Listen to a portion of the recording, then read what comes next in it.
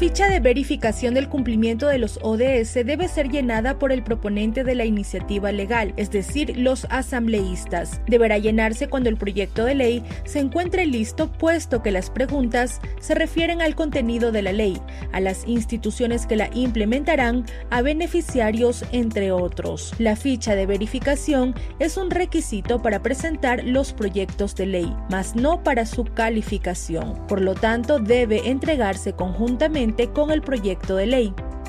La ficha se encuentra ubicada en la intranet.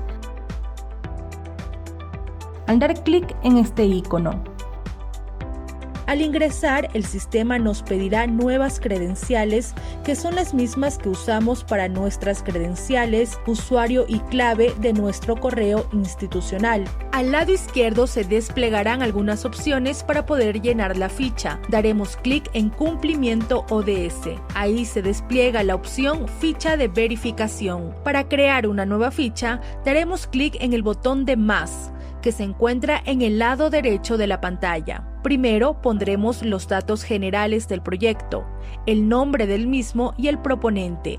Les recordamos que esta ficha debe ser llenada por el asambleísta proponente o sus asesores. Para ejemplificar el uso de la ficha de verificación, usaremos un ejemplo práctico llenando la ficha para el proyecto de ley orgánica para enfrentar la crisis humanitaria causada por el COVID-19 y dotar al Estado de herramientas de contención y financiamiento, presentado por el asambleísta Pavel Muñoz. La ficha de verificación está dividida en 5 apartados. La sección 1 habla de la necesidad del proyecto o iniciativa legislativa. Las preguntas de esta sección hacen referencia a la necesidad de construir la iniciativa legislativa. En la pregunta 1, el proponente deberá identificar si es que la ley que propone ha surgido por algún mandato legal. En la mayoría de los casos, las leyes nacen de la necesidad de modificar o extinguir alguna ley anterior o por la ausencia de una normativa específica en alguna materia, pero también pueden responder a un mandato constitucional o resultado de alguna resolución que adopte la Corte Constitucional y que implique algún cambio normativo. El proyecto de ley nace como respuesta a la emergencia sanitaria causada por el COVID-19 y a la vez reforma algunos cuerpos legales, por lo que en la primera pregunta hemos considerado esas dos opciones. Las leyes también deberán responder a una necesidad programática, es decir, relacionada con algún hito de desarrollo o derecho. En la Constitución de la República se norma específicamente los derechos de los ciudadanos y las leyes que proponemos deberían estar alineados o propender la garantía de esos derechos.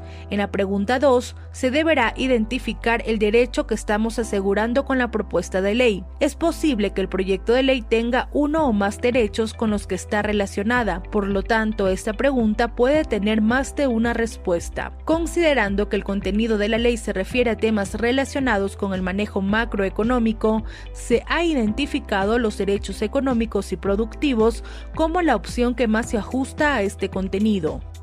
Finalmente, en la pregunta 3 de esta sección, el proponente identificará las leyes que deberán reformarse o derogarse como consecuencia de la propuesta de ley. Aquí deberá escribir las leyes que se modifican. Pasamos a la siguiente sección de la ficha, alineación programática.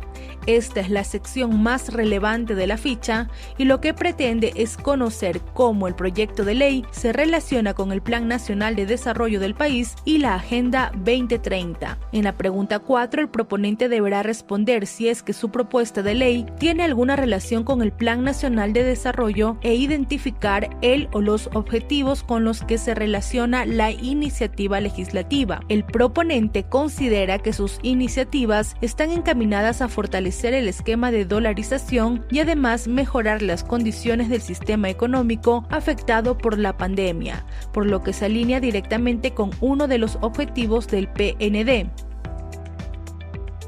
Lo mismo en la pregunta 5, pero aquí se mide la relación con los 17 Objetivos de Desarrollo Sostenible. Como en el caso anterior, el proyecto de ley podrá relacionarse con uno o más objetivos, con el contenido del proyecto en mente y sobre todo por las disposiciones encaminadas a proteger y generar empleo. La alineación con el Objetivo de Desarrollo Sostenible de Empleo y Crecimiento también se hace evidente.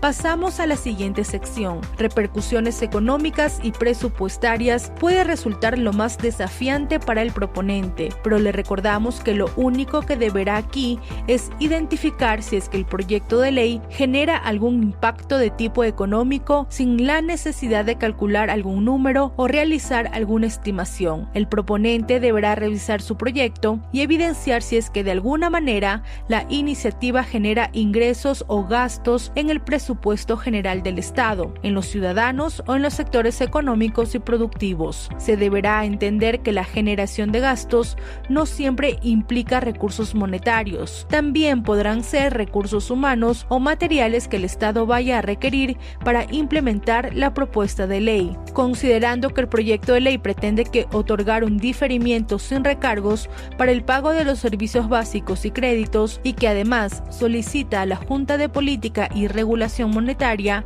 ajuste a la baja el costo de los servicios bancarios, se puede entonces establecer que el proyecto de ley tendrá impactos económicos positivos para los ciudadanos y las empresas que se podrán beneficiar de estos diferimientos.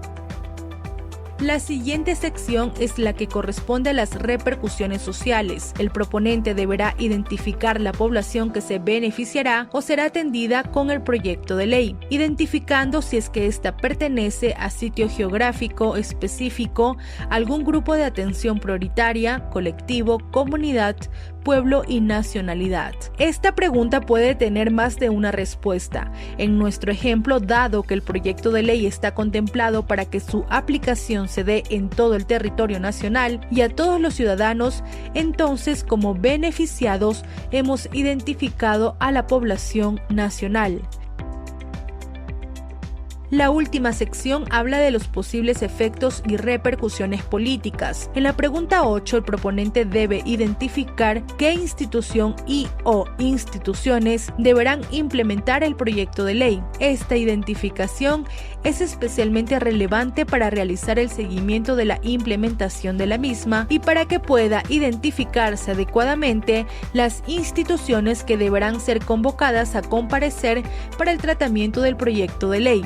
Esta pregunta podrá tener más de una respuesta. En nuestro ejemplo, el proyecto deberá ser puesto en marcha tanto por el Ejecutivo como por los gobiernos autónomos descentralizados por sus competencias en relación a los servicios públicos y a la creación de empleo emergente. Por ello, se identifican a todos ellos como responsables de la ejecución. La última pregunta es la número 9. El proponente deberá identificar y prever, si es posible, algún efecto negativo o contraposición que el proyecto podría tener. Esto puede ser particularmente útil para asegurar un tratamiento adecuado del proyecto de ley si es que con anticipación se puede conocer el sector o sectores que mostrarán oposición al mismo. En virtud de que el proyecto propone devolver el manejo del dinero electrónico al Banco Central y reducir las tasas de los servicios bancarios, se advierte algunos sectores que podrían oponerse al proyecto de ley. Por ello, escribimos en el espacio sector financiero privado y economistas ortodoxos. El sistema te indicará en color rojo si alguna de las secciones o preguntas no ha sido llenada y solamente te dejará guardar la ficha cuando toda la información esté lista. Una vez que esté guardado, la ficha estará disponible en formato PDF y podrá entregarla en el momento de presentación del proyecto.